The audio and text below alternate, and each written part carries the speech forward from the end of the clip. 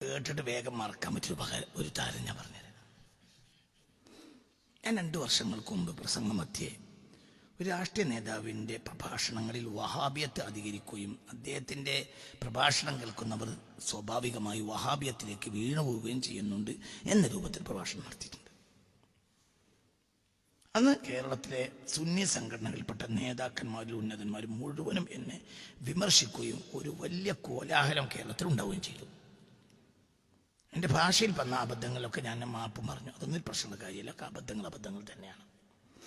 അതൊക്കെ കഴിഞ്ഞു പോയി. ഈ കഴിഞ്ഞ അങ്ങനെ വലിയ വലിയ ഉന്നതന്മാരായ സുന്നി നേതാക്കന്മാർ പലരും എന്നെ ആക്ഷേപിച്ചു. ഭയങ്കര മോശമായിപ്പോയി. അദ്ദേഹത്തിൻ്റെ ശംസുല്ലമ പോലും അദ്ദേഹത്തെ പ്രശംസിക്കുന്നത് ഞങ്ങൾ കേട്ടിട്ടുണ്ട്. അദ്ദേഹത്തിൻ്റെ തോളിൽ ശംസുല്ലമ പിടിച്ചു നിൽക്കുന്നത് ഞങ്ങൾ കണ്ടിട്ടുണ്ട് എന്നൊക്കെ പറഞ്ഞു. വലിയ വലിയ പ്രഭാഷണങ്ങൾ നടത്തി. അതൊക്കെ പരിശോധിച്ചാൽ ഇപ്പോഴും കിട്ടും. ഞാൻ എൻ്റെ പിന്നാലെ ഓടല്ല. എന്നെ അത്ഭുതപ്പെടുത്തിയ കാര്യം അതൊന്നുമല്ല. അതിനുശേഷം പാർലമെന്റ് തെരഞ്ഞെടുപ്പ് നടന്നു. തെരഞ്ഞെടുപ്പിൽ ഈ പറയപ്പെട്ട വ്യക്തി പൊന്നാനിയിൽ മത്സരിച്ചു. അപ്പോൾ സുന്നി നേതാക്കന്മാരിൽപ്പെട്ട പല ആളുകളും എന്നോട് വന്ന് പറഞ്ഞു, നിങ്ങളാ പറഞ്ഞത് നേരാ, അതുകൊണ്ട് നിങ്ങൾ നല്ലൊരു പ്രസംഗം നടത്തണം. ഞാൻ പറഞ്ഞേ അത് കഴിഞ്ഞു. ഞാൻ പറയില്ല. എനിക്ക് അയാളെ തോൽപ്പിക്കണമെന്ന് ലക്ഷ്യം ഇല്ല. തെരഞ്ഞെടുപ്പ് തോൽപ്പിക്കാൻ എൻ്റെ ലക്ഷ്യമില്ല. എൻ്റെ ലക്ഷ്യം ജനങ്ങൾക്കൊരു കാര്യം മനസ്സിലാക്കി കൊടുക്കുക എന്ന് മാത്രമാണ്.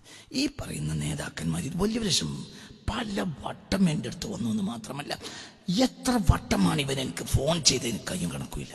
എന്താണ് ഇവരുടെ ലക്ഷ്യം എന്ന് പറയൂ. എന്താ ലക്ഷ്യം? ഇവരുടെ ലക്ഷ്യം ദീനല്ല, ജനങ്ങളെ നിസ്സാരപ്പെടുത്തൽ മാത്രം. ഞാനൊരു വാക്ക് മിണ്ടിയില്ല. എന്തുകൊണ്ട്? അയാൾ പാർലമെന്റിൽ പോകുന്നു എനിക്കെന്താ നഷ്ടം? ഇനിയിപ്പോൾ വലിയ മൗലൂദ് സുന്നി പോയാലും അതന്നെയല്ലേ ചെയ്യാളൂ. സുന്നിക്ക് പാർലമെന്റ് പോയ മൗലൂദാണ്ടോ? അപ്പൊ എന്താ വരെ ലക്ഷ്യം? നിങ്ങൾ ചിന്തിക്കുക. അതുകൊണ്ടാണ് ഇതിന് ഈ കൂട്ടായ്മയിലൊന്നും ഹൈറില്ല. എല്ലാവരും ലക്ഷ്യം സ്വതാല്പര്യങ്ങളാണ്. അള്ളാഹു നമ്മളെ കാത്ത് രക്ഷിക്കട്ടെ. കേൾക്കാൻ സുഖമൊന്നുണ്ടാവും.